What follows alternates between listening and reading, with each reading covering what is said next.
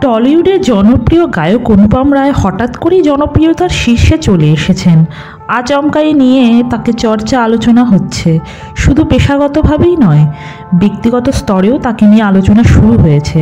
তার অন্যতম কারণ হলো অনুপমের প্রাক্তন স্ত্রী প্রিয়া চক্রবর্তী, যিনি বিয়ে করেছেন তারই বন্ধু পরমব্রত চট্টোপাধ্যায়কে।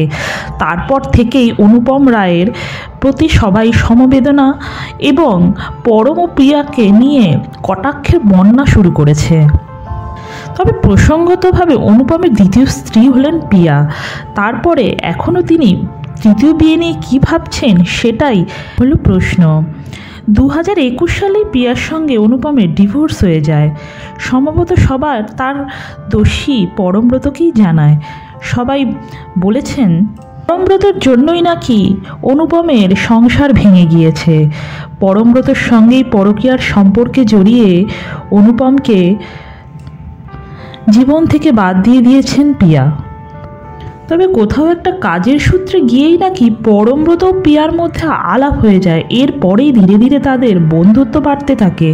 বন্ধুত্ব বাড়তে বাড়তে একটা পর্যায়ে ঘনিষ্ঠতা এতটাই বেড়ে যায় যে শেষমেশ ভেঙে যায় অনুপম আর প্রিয়ার সংসার। 2021 সালে তারা ডিভোর্স নিয়ে নেন। শেষমেশ 2023 সালে এসে পরম ও প্রিয়া বিয়ের পিঁড়িতে বসেন। তবে বন্ধু আর প্রাক্তন স্ত্রীর বিয়ে নিয়ে এখনও পর্যন্ত কোনো কথাই অনুপম বলেননি। কী বা বলবেন, বলার মতন তো আর এখানে কোনো ভাষাও নেই। যাই বলবেন তাতেই তার নিয়ে তুমুল ঝড় উঠবে সোশ্যাল মিডিয়াতে। প্রচুর ভক্ত রয়েছে আর ভক্তদের সমবেদনা এবং ভালোবাসা গায়কের সাথে সবসময় রয়েছে। বাবা মাকে নিয়ে ভাইজাকে ঘুরে আসলেন অনুপম, সেই ছবিও তিনি সোশ্যাল মিডিয়াতে পোস্ট করেছেন। তবে প্রিয়ার বিয়ের সাথে সাথে এখন সব জায়গায় নেট মাধ্যমে একটা প্রশ্নই ঘুরপাক খাচ্ছে, তৃতীয় বিয়ে কবে সারছেন, অর্থাৎ আবার তিনি বিয়ের পিঁড়িতে কবে বসছেন। তবে মিডিয়ার নানান ধরনের পোস্টের মধ্যে তার ভক্তরা তাকে আবার বিয়ের কথা লিখছেন। বলছেন, দাদা এবার আপনিও একটা বিয়ে করে নিন। বলাই বাহুল্য এবারেও কোনো উত্তর দিতে পারলেন না অনুপম। তবে চলতি বছরে অনুপম রায়ের সঙ্গে কোনো এক গায়িকার নাম জড়িত হয়েছিল। তবে সেই সব গুজবকে কোনো পাত্তাই দেন না গায়ক।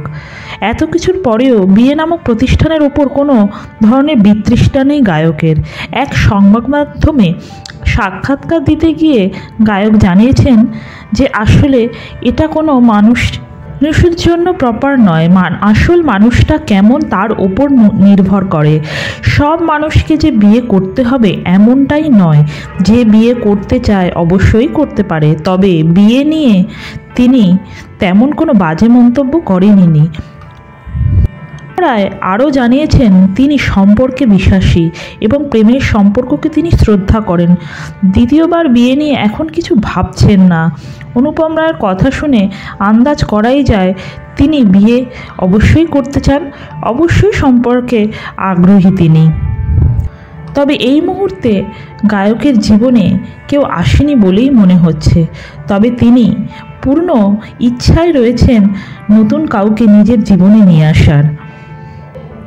আর তাছাড়া ওনার জীবনের এখনও অনেকটা পথ বাকি। তিনি সেটা একা কীভাবেই বা এগোবেন। তাই জন্য জীবনসঙ্গিনী দরকার।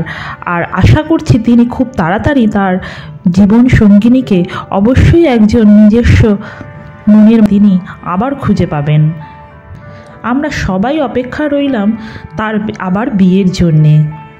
তো ভক্তরা আপনারাই বলুন, আপনি অনুপম রায়ের ভক্ত হিসেবে আপনি কি মন্তব্য করছেন অবশ্যই কমেন্টে জানান।